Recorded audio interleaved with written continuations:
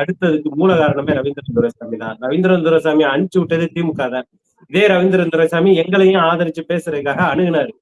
ஆனா எங்க தலைவர் வந்து முன்னாடியே என் முன்னோர்கள் செய்த செயல், அதாவது ஐயா ரஜினிகாந்த் 2 பேர் இருந்தாங்க. அதுல ஒரு ரஜினிகாந்த், இன்னொரு ஆளு இன்னொருத்தர், அவர் பேரை நான் சொல்ல வரும்ல, ரொம்ப வயது மூத்தவர்.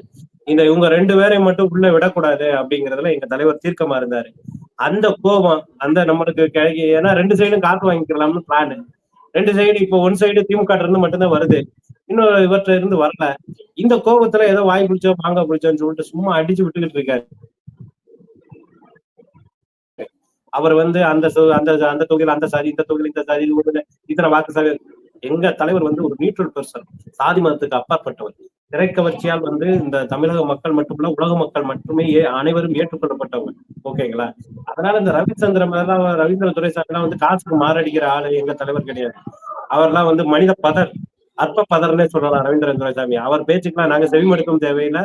எங்க தலைவர் அதுக்குதான் ஒரே ஒரு வார்த்தை, ஃபர்ஸ்ட் இதே சிங்கம் வந்து வேட்டைக்கு வரும்போது, ஆட்டை விட்டு வெளியே வரும்போது என்னைக்காவது எப்பாவது ஒற்றை வரும், வந்துச்சு கச்சிச்சுன்னா 8 கிலோமீட்டர் வரை கேட்கும். ஆனா அது தன்னை விட பலசாலிகளும் தன்னை விட பெரிய மிருகங்களை தான் வேட்டையாடி சாப்பிடும். மருந்துக்கு கூட கெட்டு போனதையோ செத்து போனதையோ தொடாதுன்னு சொன்னது ரவீந்திரன் துரைசாமிக்கு தான், அரசியல் ஆய்வாளர் இருக்கிற பேர்ல.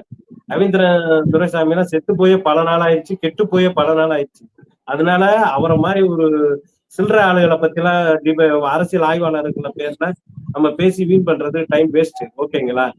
அடுத்ததாக வந்து மாநாட்டுக்கு வந்து எங்க தலைவர் வந்து ஏற்கனவே அறிக்கை விட்டிருந்தாரு. வயது முதிர்ந்தவர்கள், நோய்வாய்ப்பட்டவர்கள், சிறுவர்கள், பள்ளி மாணவர்கள், இவரெல்லாம் யாரும் வர வேணாம், நீங்க டிவிலே இருந்து பாருங்க அப்படின்னு.